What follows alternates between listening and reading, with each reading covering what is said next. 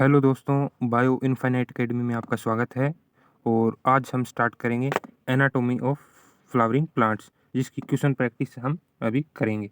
तो सबसे पहले तो अपनी ये चैप्टर नंबर 6 की वीडियो है। हमने 6 चैप्टर की क्वेश्चन प्रैक्टिस की वीडियो कंप्लीट कर ली है।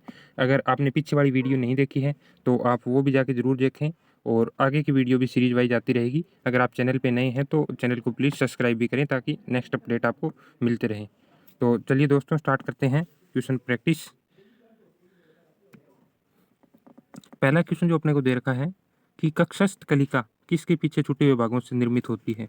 तो ऑप्शन दे रखे हैं मूल शीर्ष विभजोतक, अंतर्वेशी विभजोतक, बृहशीर्ष विभजोतक या पार्श्व विभजोतक। तो इसका जो सही ऑप्शन बनेगा बृहशीर्ष विभजोतक।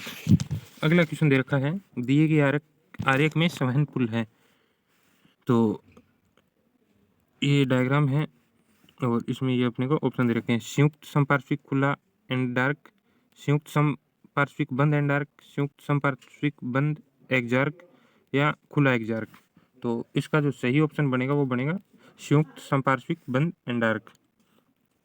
अगला जो क्वेश्चन दे रखा है कि पार्श्व विभजोतक का क्या कार्य है। ऑप्शन है ये पार्श्व शाखाओं को उत्पन्न करता है, पादप अक्ष की चौड़ाई में वृद्धि करता है, ये पादप अक्ष की चौड़ाई की तरह लंबाई में भी वृद्धि करता है, ये केवल पादप अक्ष की लंबाई में वृद्धि करता है। तो इसका जो सही ऑप्शन बनेगा दूसरा। अगला है कि निम्न में कौन सा कथन सही है। कागजन द्वितीय वृद्धि की चल रही प्रक्रिया के दौरान प्रवर्धित होता है। कागजन की कोशिका बाह्य फ्लोएम व आंतरिक जाइलम में विभाजित होती है। परिचरम में कागजन व परिरंभ होता है। कागजन सामान्यतः बाह्य त्वचीय भाग में परिवर्तित होते हैं। तो इसका जो सही बनेगा वो पहला बनेगा।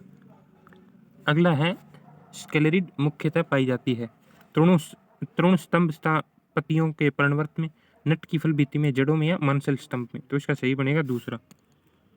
अगला है निम्न में से कौन सा कथन सही है। आवर्त बीजियों के जाइलम में वाहिका का अभाव होता है।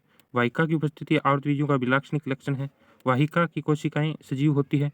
वाहिकाएं जाइलम में सार्वत्रिक भाग होती है। दूसरा।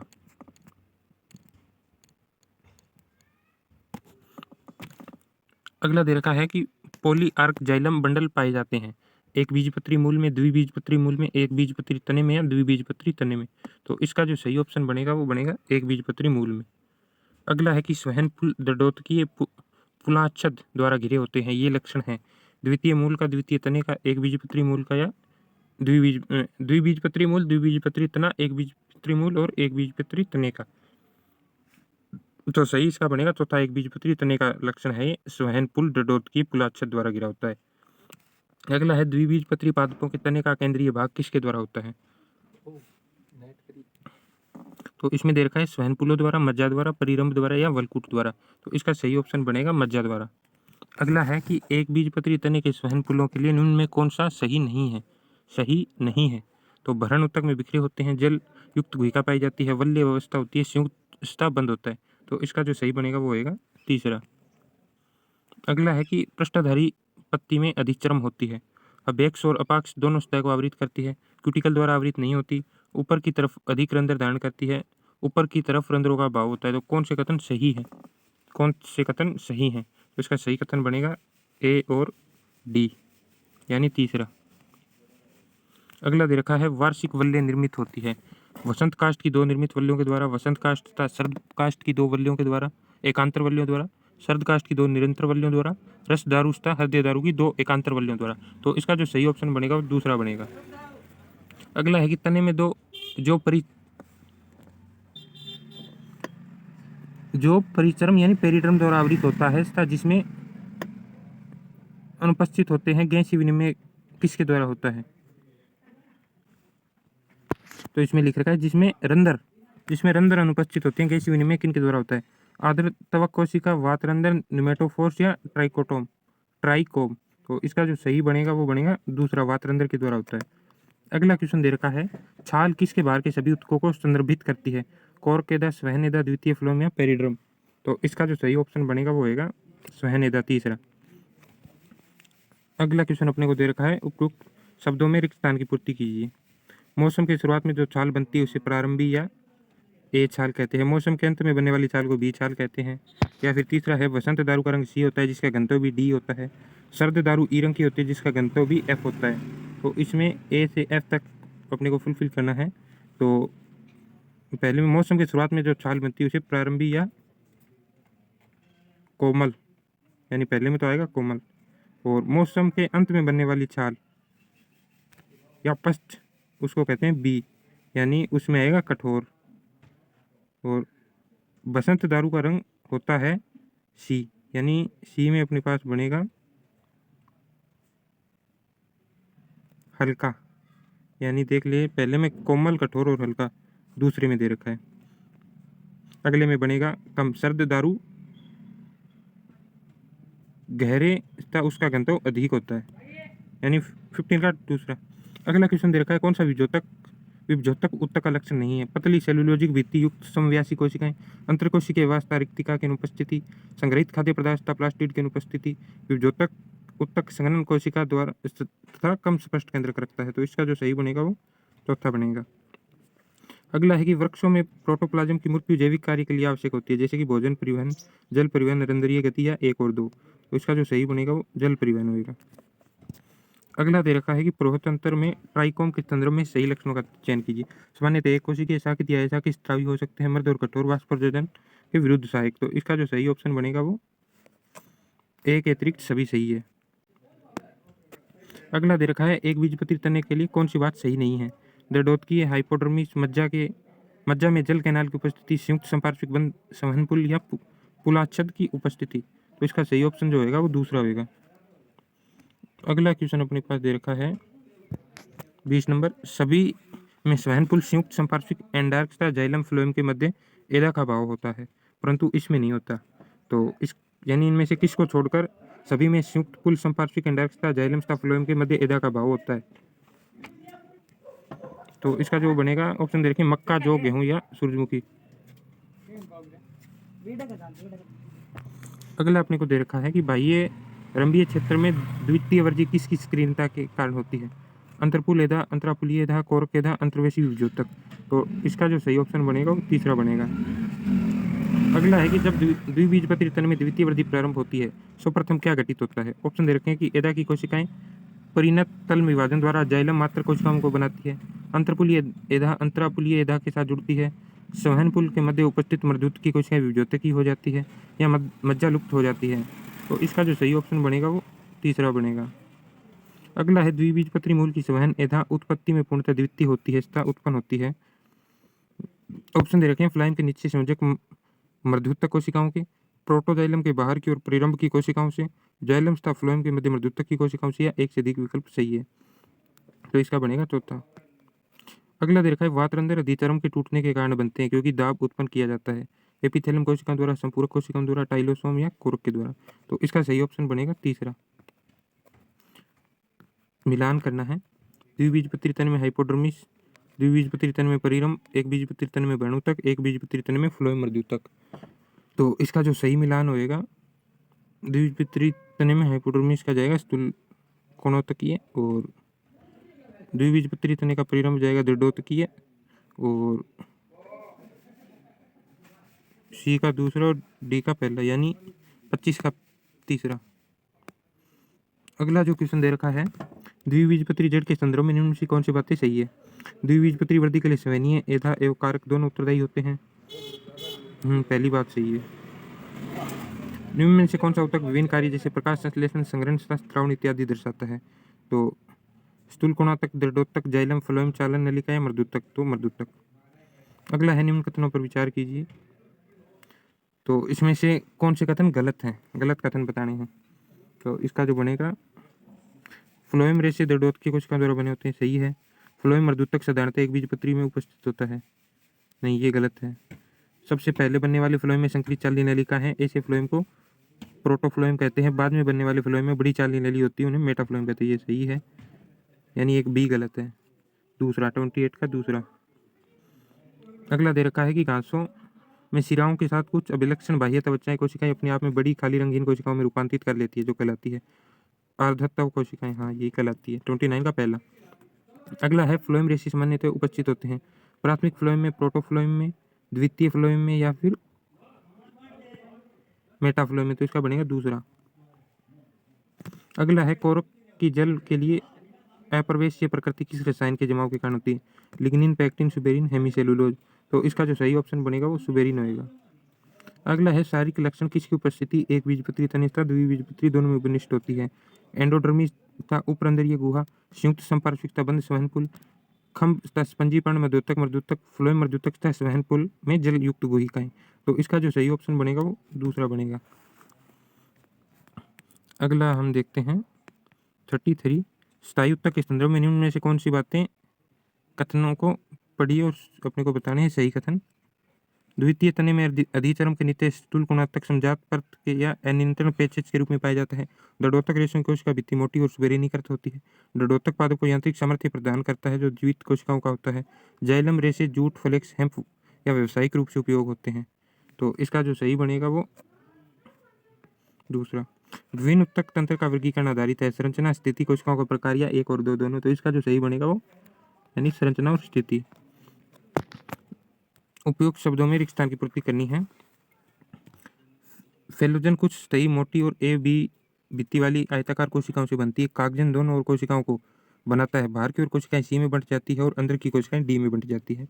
तो ए बी सी और डी को अपने को फुलफिल करना है। तो ए में आएगा संकरी और बी में आएगा पतली, सी में कारक और डी में आएगा द्वितीय यानी तीसरा। अगला क्वेश्चन है 33 6 हृदय दारू के संदर्भ में असत्य कथन को पहचानिए। मृत तत्वों से निर्मित अत्यधिक लिग्निन युक्त कोशिका भित्ति रस काष्ठ के समान कायिक प्रभाव या फिर तने को यांत्रिक सामर्थ्य प्रदान करती है। तो 36 का आएगा तीसरा। अगला है कि निम्न में से कौन सा स्टार्च आच्छाद को संदर्भित करता है? तने की परिरंभ, तने की एंडोडर्मिस, जड़ की एपिलेमा, तने की हाइपोडर्मिस। तो 37 का जो बनेगा तीसरा।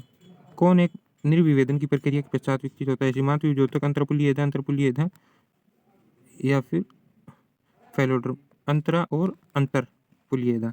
तो इसका जो सही ऑप्शन बनेगा वो अंतरपुलीयता बनेगा। अगला क्वेश्चन दे रखा है 39 कौन सा एक बीजपत्री तने का लक्षण नहीं है?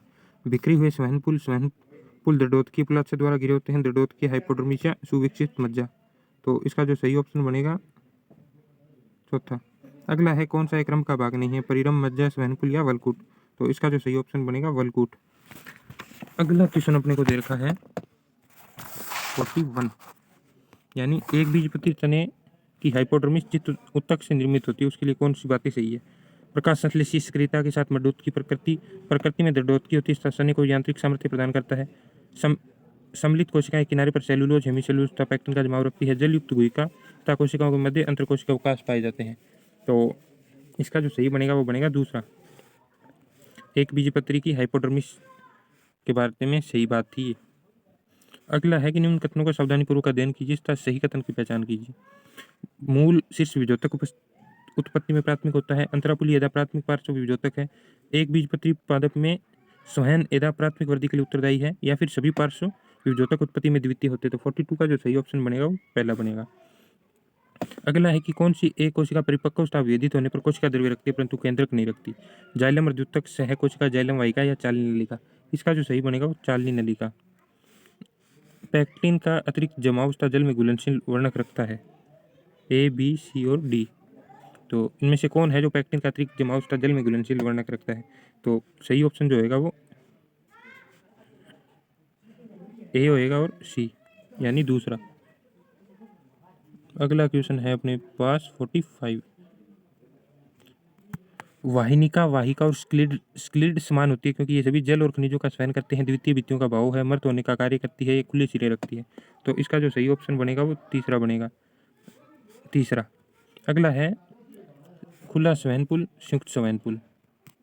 ए तथा बी के संदर्भ में गलत बातें पहचानी। ए में जाइलम तथा फ्लोएम के मध्य एदा पाई जाती है। द्विबीजपत्री तना पर्ण में पाया जाता है। एक बीजपत्री पादप में पाया जाता है। बी जाइलम तथा फ्लोएम दोनों की त्रिज्या पर पाया जाता है। तो इसका जो सही होएगा तीसरा।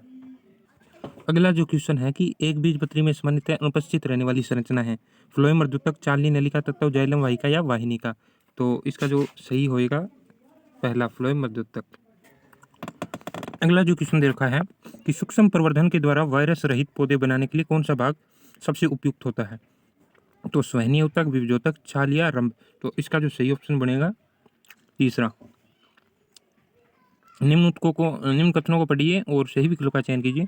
अंतःकाष्ठ कठोर स्थायिता सूक्ष्म जीवों के आक्रमण के प्रतिरोधी होती है और रस काष्ठ द्वितीय जाइलम का केंद्रीय जल संवहनीय भाग होता है। तो केवल ए सही है, ए और बी दोनों सही है, बी या ए और बी गलत है। तो इसका जो सही ऑप्शन बनेगा केवल ए सही है, कथन ए सही है, बी गलत है। अगला है कि भरण उत्तक तंत्र के अवयवों के संदर्भ में विषम पद का चयन कीजिए। वलकुट, परिरंभ, जाइलम या मज्जा किरणें। तो इसका बनेगा जाइलम। सही विकल्प का चयन करके रिक्त स्थानों को भरिए। कुछ क्षेत्रों में एक कारक कोशिकाओं की बजाय बाहर की ओर दो कोशिकाएं बनाता है। ये कोशिकाएं बाह्य त्वचा को फट जाती है और लेंस के आकार के छिद्र बनाती है, जिसको तीन कहते हैं। तो एक में आएगा कारकैदा, बी में दृढ़ोतक और तीन में आएगा बूलीफॉर्म कोशिकाएं, यानी पहला। अगला जो क्वेश्चन बनेगा अपने पास 52, इसमें दे रखा है कि स्वहन पुलों में जल युक्त गुहिकाएं किस में पाई जाती है। सूर्यमुखी, साइकस, मक्का और पाइनस। तो इसका सही ऑप्शन बनेगा मक्का। अगला क्वेश्चन दे रखा है अंगों के अंदर मुख्य घटक है, ये काफ़ी सटी हो सकती है, तो बीच में थोड़ा अंतर कोशिकीय स्थान हो सकता है, या फिर इनकी कोशिका में क्लोरोप्लास्ट स्थित होता है, तभी भोजन का सर्वांगीण भी कर सकते हैं, इनके अंतर कोशिकीय स्थान नहीं होता। ए और बी के लिए सही विकल्प चुने। तो ए तो है वो पैरेन्काइमा है, बी है वो स्थूलकोणात्मक है, यानी दूसरा। प्राय गिरीदार फलों की फल भित्ति में उपस्थित उत्तक होता है। पैरेन्काइमा, स्क्लीड तंतु या कोलनकाइमा। तो 54 का सही ऑप्शन बनेगा तीसरा, स्क्लीड। सुमेलित कीजिए।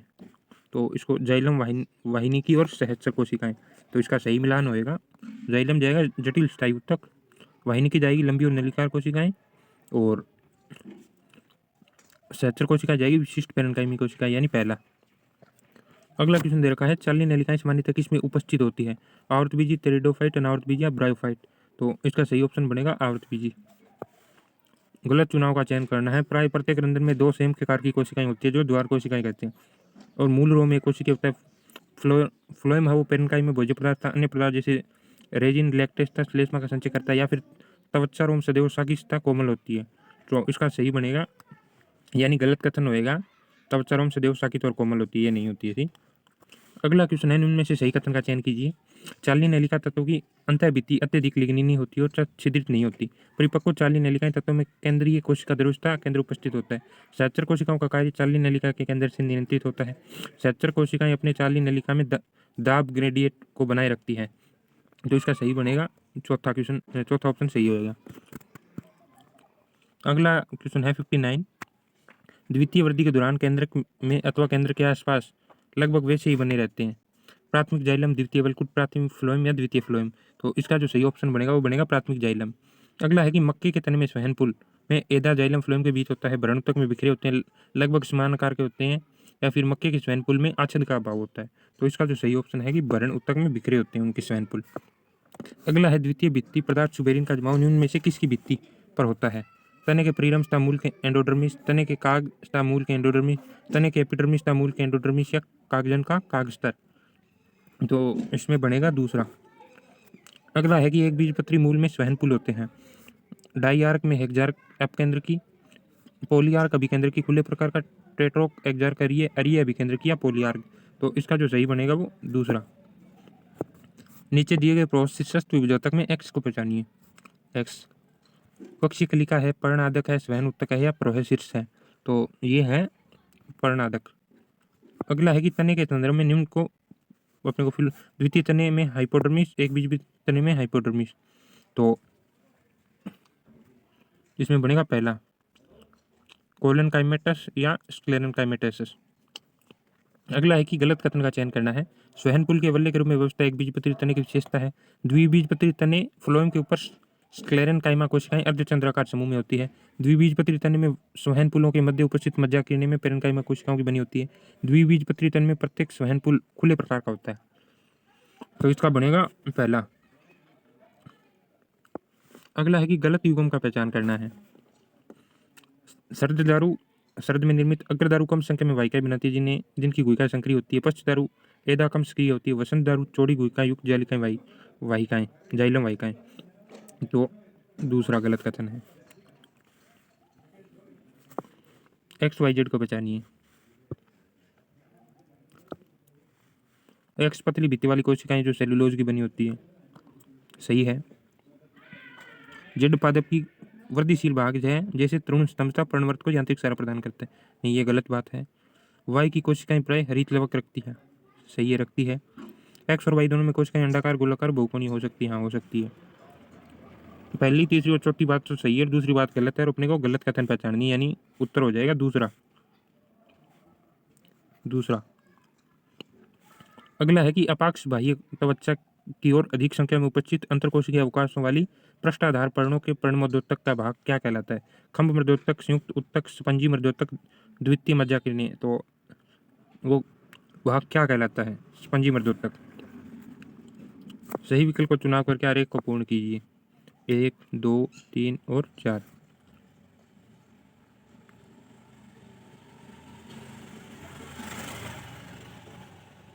ये आरेख है और इसको अपने को यहाँ पे 1 में, 2 में, 3 में और 4 में अपने को फील करना है, क्या आएगा।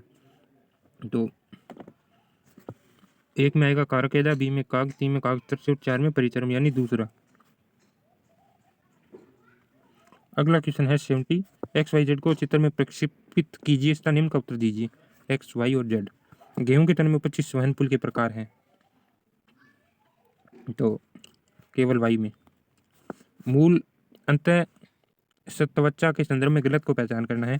इन कोशिकाओं में अंतरकोश के अवकाश नहीं होता, ये एकल परतीय संरचना है। इन कोशिकाओं में केस्पेरिन पट्टी के रूप में मोम जैसी पदार्थ लिग्निन का निक्षेपण होता है, ये बेरल आकार की कोशिकाओं से बनती है। तो तीसरा, ए को, बी को और सी को फिल करना है। हाइपोडर्मिस, वैनुतक, एपिडर्मिस, रोम। एक बीजपत्री और द्विबीजपत्री तना। तो ए में आएगा डोडोतक, स्वहनपुल बंद होता है और एपिडर्मल रोम होता है अनुपस्थित। द्विबीजपत्री में स्थूल कोणात्मक और खुला, यानी 72 का बनेगा पहला। आवर्ध तत्व कोशिकाएं यानी बुलीफॉर्म सेल पाई जाती है घास में, अभ्यक्ष बाह्य त्वचा में, घास में निष्पक्ष, आम में अभ्यक्ष बाह्य त्वचा या एक और दो दोनों। तो 73 का बनेगा घास में अभ्यक्ष। किसमें स्टार्च अच्छा उपस्थित होता है? तना, जिसमें बिखरे हुए स्वैनपुल भी मिलते हैं। तना जिसमें कोलेन काइमेटस हाइपोडर्मिस पाया जाता है। मूल जिसमें बड़ी स्तः विकसित पित्त पाया जाता है। मूल जिसमें छोटी अथवा स्पष्ट पित्त होती है। तो इसमें बनेगा दूसरा। निम्न में से कौन सा उत्तक छाल का भाग नहीं है? काक, कागजन, द्वितीय फ्लोएम, द्वितीय जाइलम। द्वितीय जाइलम इसका भाग नहीं है।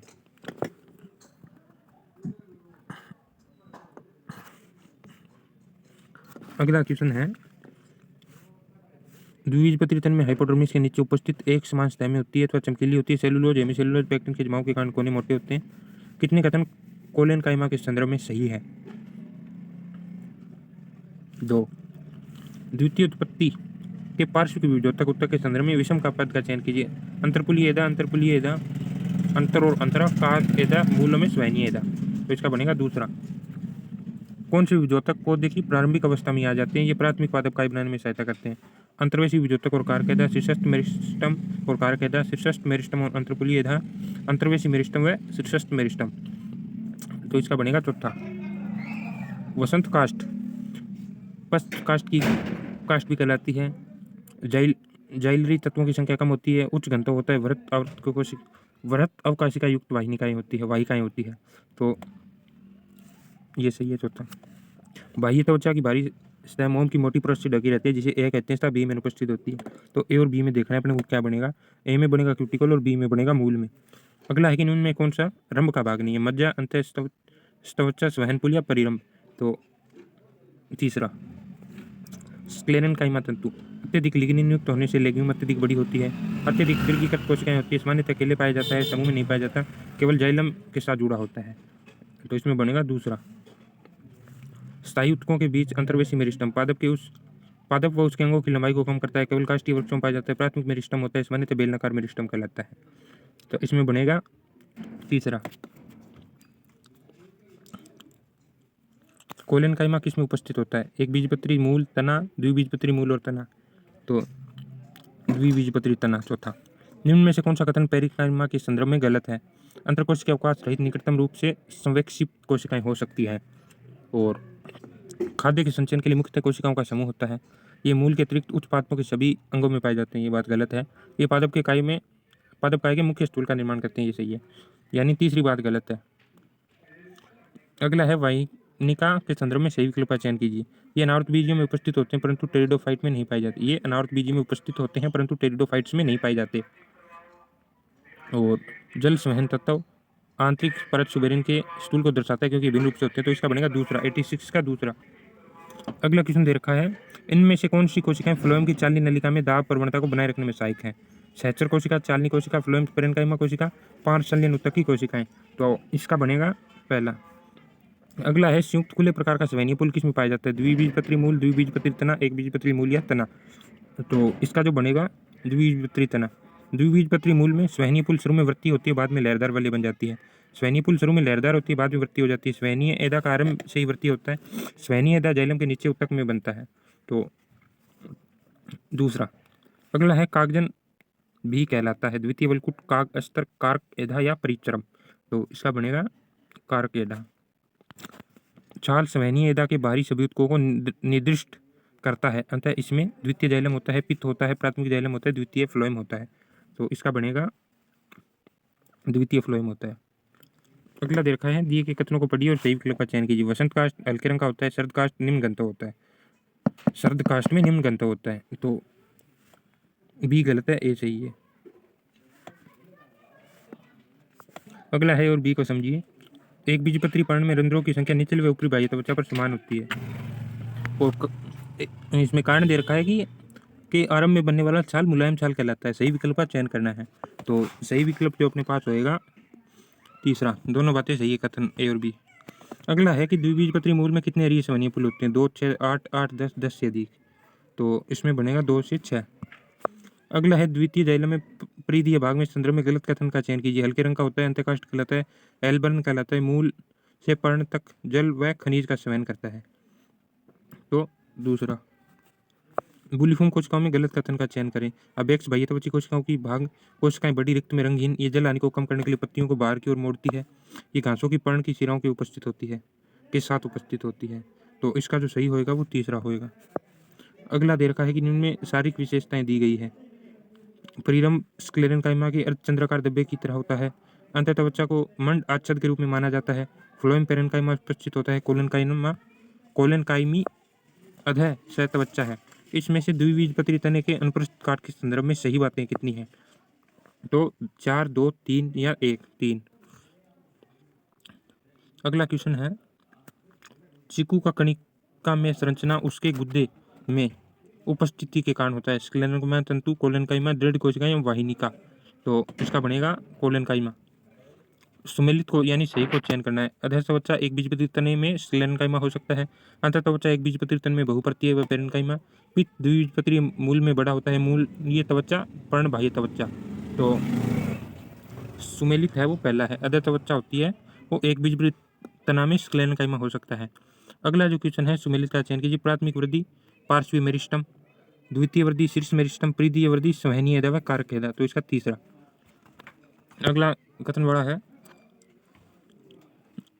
कथन है, संवहनीय एदा के अंदर की ओर स्थित सभी ऊतकों को छाल कहा जाता है। कारण छाल फेलोजन, फैलम और फेलोडर्म से बनता है जो द्वितीय फ्लोएम के अंदर होता है। तो इसका बनेगा, कथन और कारण दोनों गलत है।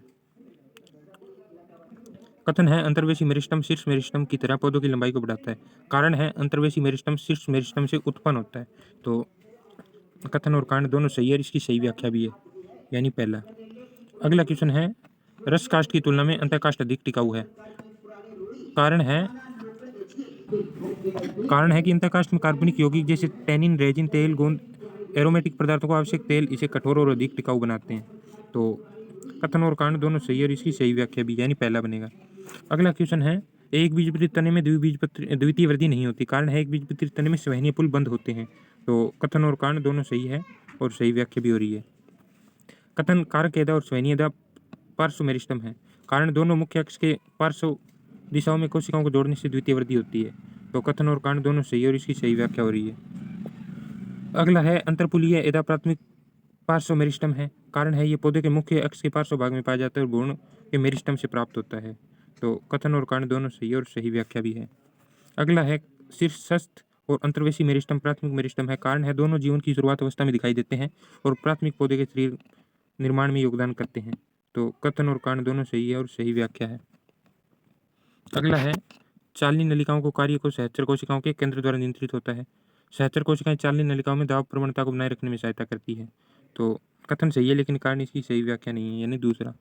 अगला है कि कथन द्विबीजपत्री तने के संवहनीय पुल को खुला कहा जाता है। कारण है, इसी तरह के संवहनीय पुल में एदा होती है जिसे द्वितीयम जाइलम और द्वितीयम फ्लोएम बनाने की क्षमता होती है। तो कथन और कारण दोनों सही है और इसकी सही व्याख्या भी हो रही है। ये अपने क्वेश्चन कंप्लीट होते हैं और अपने ने एनाटॉमी ऑफ फ्लावरिंग प्लांट के लगभग 100+ क्वेश्चन अपने ने यहाँ पे लगा लिए। और अगली जो अपनी रहेगी वो एनिमल टिश्यू पे रहेगी, और टिश्यू की जो वीडियो होगी वो कल आ जाएगी। अगर आप पीछे वाली क्लासों के क्वेश्चन प्रैक्टिस की वीडियो अभी तक आपने नहीं देखी है तो आप वो भी ज़रूर देखें और उनको लाइक भी करें और अपने दोस्तों के साथ शेयर भी करें। तो चलिए दोस्तों, मिलते हैं अगली वीडियो क्लास में, तब तक के लिए धन्यवाद।